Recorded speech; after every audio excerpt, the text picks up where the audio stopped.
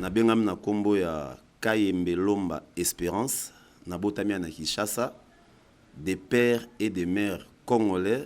Papa nangai Kayembe wa Kayembe déjà décédé et maman nangai Lomba Angwaki Kati aza en vie.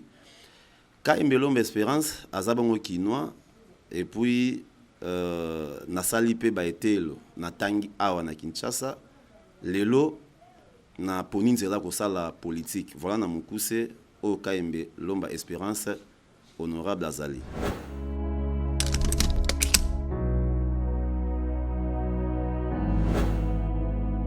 Soki honorable Kayembe Lomba Espérance a zwaki likanisa kocha candidature na ba élection ya 2023 oyo ezali bongo na pamba te tango totali ndenge gestion mboka na biso Congo ezokende tango totali ba trahison oyo ezosalema na niveau likolo na ba oyo topesaki mandat topesaki ba voix bakamba mboka ya Congo tomoni ke gestion za mabe makasi bilan za vraiment négatif mokonzi ya mboka Fachi Beton tango azui bokonzi ali moko pe ya lit ayaki na yango pona koluka ko combattre les antivaleurs oyo pa na biso na horizon to bengaka rupture.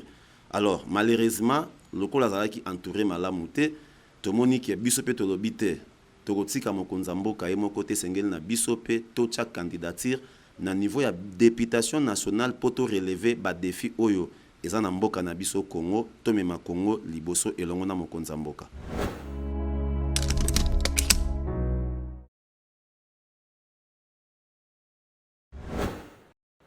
Tant que le projet to komuna ete bae oyo bayaka liboso na biso to ba prédécesseur bazala ki pe na ba projet. Alors biso na horizon 2023 to za bongo na fondement to idéologie eza bongo rupture engagement pe résultat. Pour parler d'un projet et sengelaka nanu to mema o ba bengi changement na kati ya rupture to lobaki to ko boya to ko kabwana na nyonso ya mabe oyo bazalaki yambo biso to ya pona ko kamba mboka.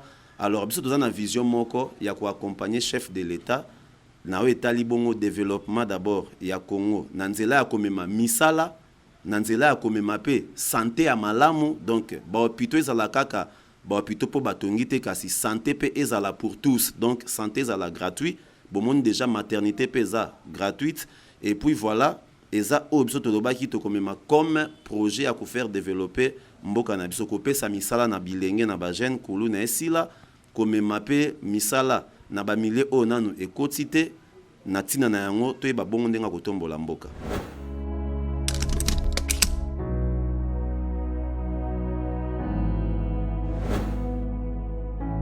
Ce qui honorable Kayembe Lomba a sepeli ko soutenir président de la République Fachi Beton pour tout monde était makanisinae et balani pe bongo na o peuple lukaka. Boko mona yambo ko kota bokonzi tata abotie koko ya biso abande ko beloko moko les peuples d'abord. Les peuples d'abord wana esangisi nyonso kocha l'homme au centre du développement.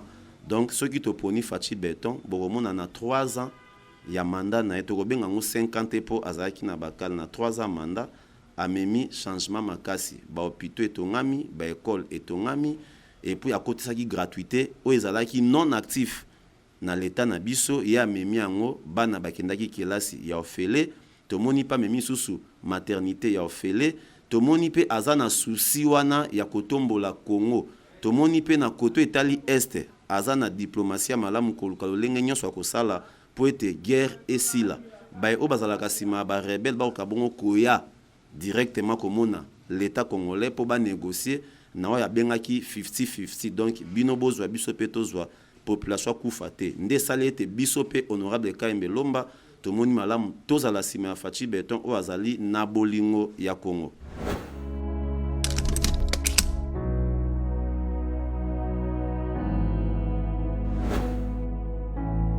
Bana ya funa ezanga ya bino honorable Kayembe Lomba Espérance le numéro 763. Pourquoi na rosenga bo votenga yi? Bo votenga poto mema mbongo wana ya sika. Bo votenga po totonga ekolo elongo. Funa na biso mingi za ya kobeba, banzele za ya kobeba, ba ekola malonga penza comme éducation programme comme tel ezalite. Tomoni ete kulu neza makasi na ba secteur ebele biso toye tolobi soki bopesi biso ba voix tokosala ete tosilisa kuluna tomema misala tomema développement na funa na ba commune ekoma na pouvoir décentralisé elakisi bourgmestre ayeba ko gérer commune na ye batia ba makoki moyen na niveau ba commune po ete banzela sike tongama malamu ba programme malamu ekota na ba école et puis voilà dans l'ensemble tozala toyeba bongo kotonga funa na biso pe Congo. Alors ceux qui vont voter honorable Kayembe Lomba et kozala slogan te kasi bokomona tokokota na misala pona kotombola funa. Merci.